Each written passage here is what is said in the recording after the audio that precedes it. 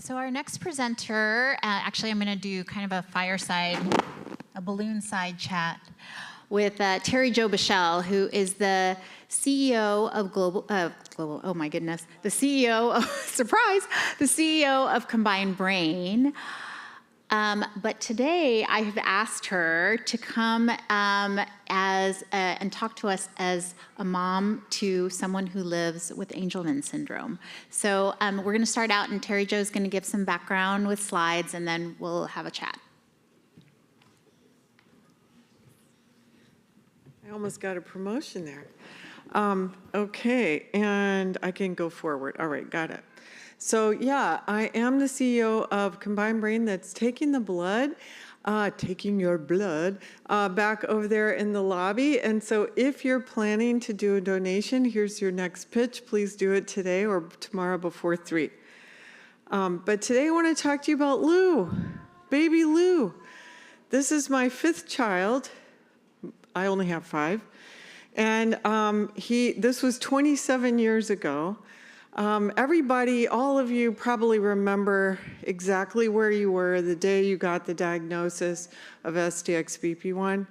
I remember exactly where I was the day I got Lou's diagnosis of Angelman syndrome. I was working in Mexico as a midwife instructor at an Institute for Women's Health in Mexico. And we finally got the diagnosis. I knew there was something wrong, just like all of you have been telling in your stories. I knew he wasn't right. He was floppy, wasn't breastfeeding right. In retrospect, he was having drop seizures, but at that point, we didn't really know. And I kept saying, there's something wrong, there's something wrong. And then finally, we got the diagnosis of Angelman syndrome, which it turns out is a lot like STXBP1. When you look at the symptoms, when I look at your kids, they remind me so much of Lou throughout the age span. When he didn't walk until he was almost 5. He didn't stop wearing diapers until he was almost 10. All these things, he's progressed along. He did have seizures. They're under control for the most part. Anyway, they're very, very similar. But what was kind of crazy back then was that I met Dr. Baudet, just a few weeks after Lou's diagnosis. He was the brilliant physician scientist who discovered the gene for Angelman syndrome. And he thought, even then, 26 years ago, that it was curable. Everybody thought he was crazy. Everybody thought, they called it a form of mental retardation back then. How could you cure that? They thought he was nuts. And he kept saying, no, it is. We can fix this gene. We can cure this. So what does it mean to cure a genetic disorder? And in my mind, we know now what Lou doesn't have. We know the gene he's missing. So to cure it, in my mind, is to give that back, or give him back the things that aren't working because that gene isn't there. Give that back. Does that mean we're going to give him back everything that hasn't developed properly? Does that mean he's going to turn out just like his 4 big sisters? Does that mean that he's going to be a typical kid and drive cars and all those things? No, but it's a cure in my mind if we give him back what's missing, if we give him back what's broken. So we tried. So my husband's a doctor.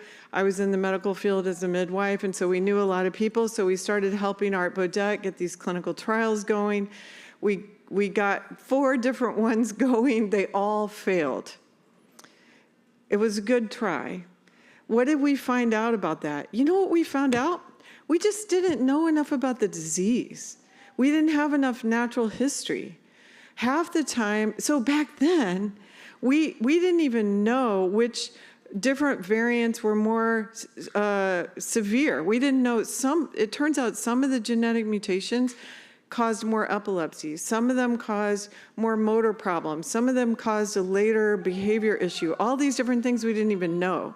So when we did those clinical trials, we jumped everybody in together, and we probably really couldn't tell the difference between the kids who got better on placebo just because they were going to get better anyway because they had a less severe form versus the other ones. So one thing we realized is that the mice that only had one form, and they were very, engineered that way, we were making them better.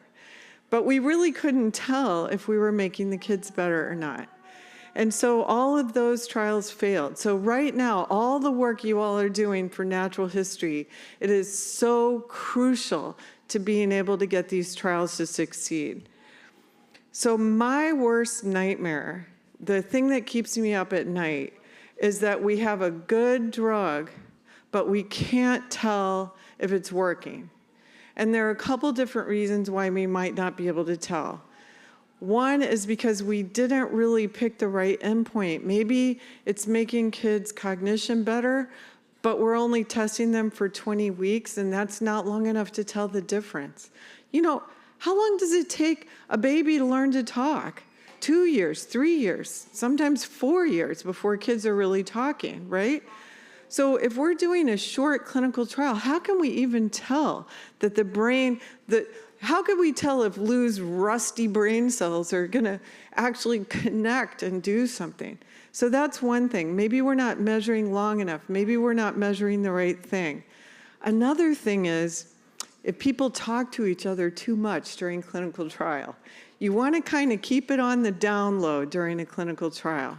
Don't be posting on social media all the time. Don't be telling all your friends everything. You want to keep it kind of controlled, kind of secret, a little bit secret. It's so hard. It's really hard. Are you kidding me? I'm dying to put stuff on social media about what my son's doing. But you can't. You won't see me on social media. You'll see a crashing halt to all the posts I used to do. And you'll know because I posted and posted and posted and posted on Lou, and then I kind of stopped. And that's because he's been in clinical trials for the last few years.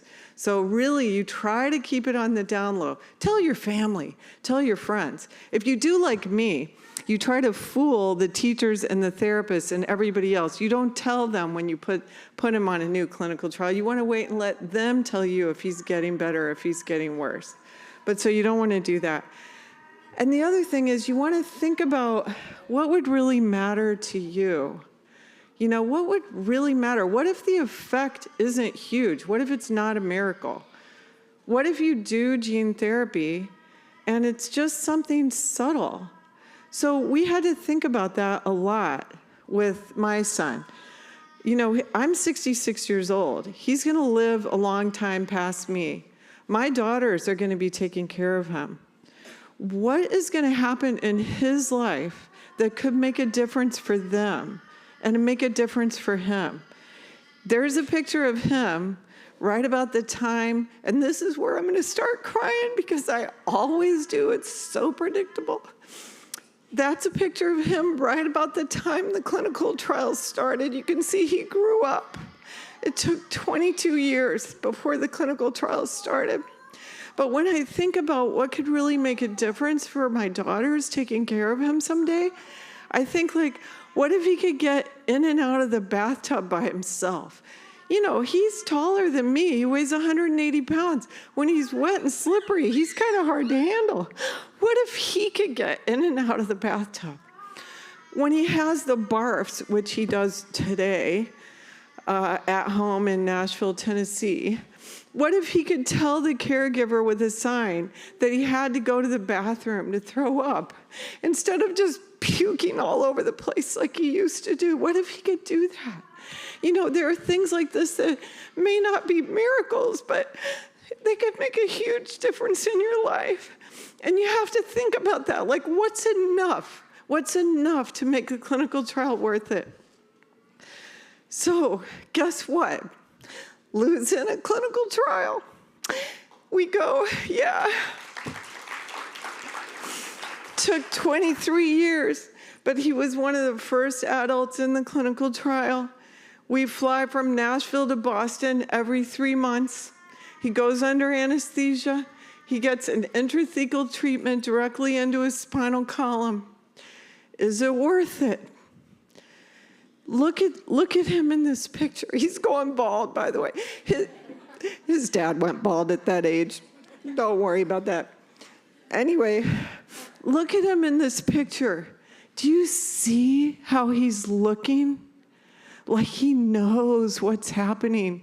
Do you see that look in his eye? The first time I saw that was the day after he got the ASO. He looked like that. We got home from Boston. We walked into the house where we'd lived for 20 years. We walked into the kitchen he'd been in how many times per day for 20 years. And he looked around that kitchen like he'd seen it for the first time in his life. He saw what was happening in the world. Is it worth it? Are we curing him? We're giving him back what he never had. And to me, that makes it worth all the risk in the world. That's it.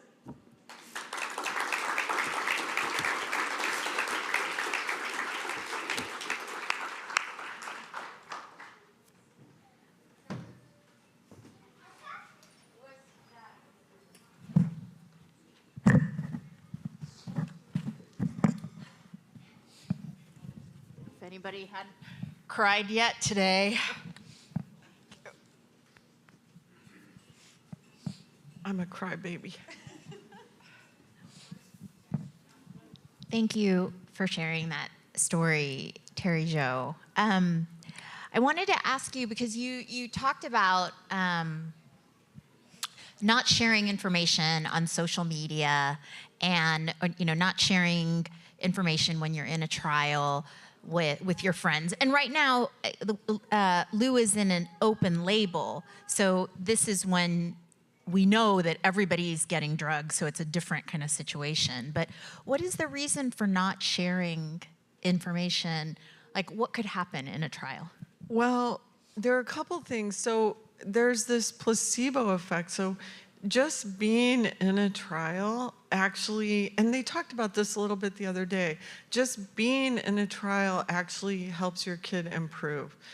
How does that make sense? Well, maybe because you're going to see the specialist doctors every 3 months and they're giving you advice. Maybe because you're paying more attention to everything your kid is doing. So there is a placebo effect. There's also a placebo effect of if you think the kid is going to improve in something. So for example, about 8 years ago, before Lou started in the clinical trial, he jumped for the first time. He was 19 years old and he jumped.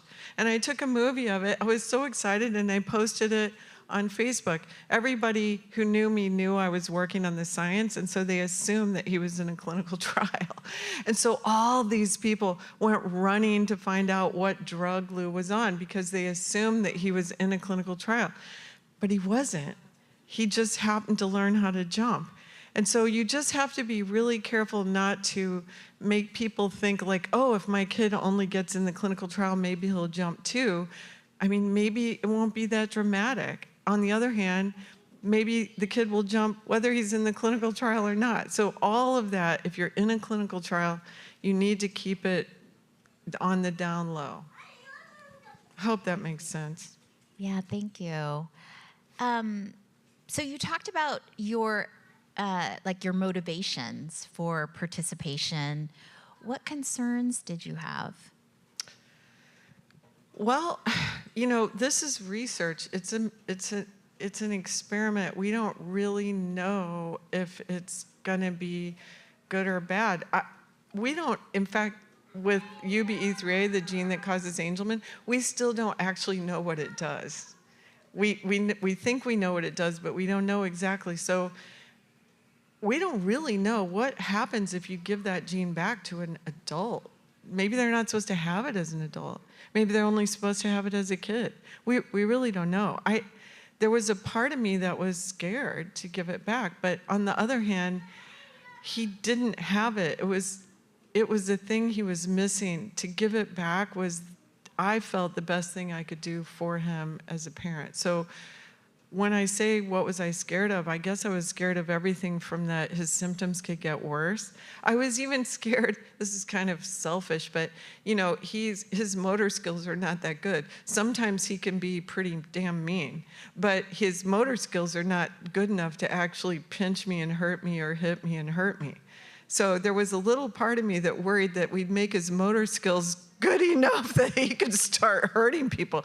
I mean, there are all kinds of things that can happen. And so I remember the drive on the first day to get the first ASO, driving through Boston and looking out the window and thinking like, this is the beginning of the rest of his life. It's gonna be different. It's scary. That's right, because just to, you said that he was the first, or maybe one of the first, who was an adult. And so that is an open kind of question that is answered through the research when you open up a trial to a new cohort even. Yeah. Terry Jo, thank you so much for sharing your story. And I wanted to open up, does anyone have a question? And Jim, can you help, or Edward, can you go to the microphone? Yeah. I'll try not to cry every time, I swear to holy God. It's ridiculous. Well, Don't ask anything emotional.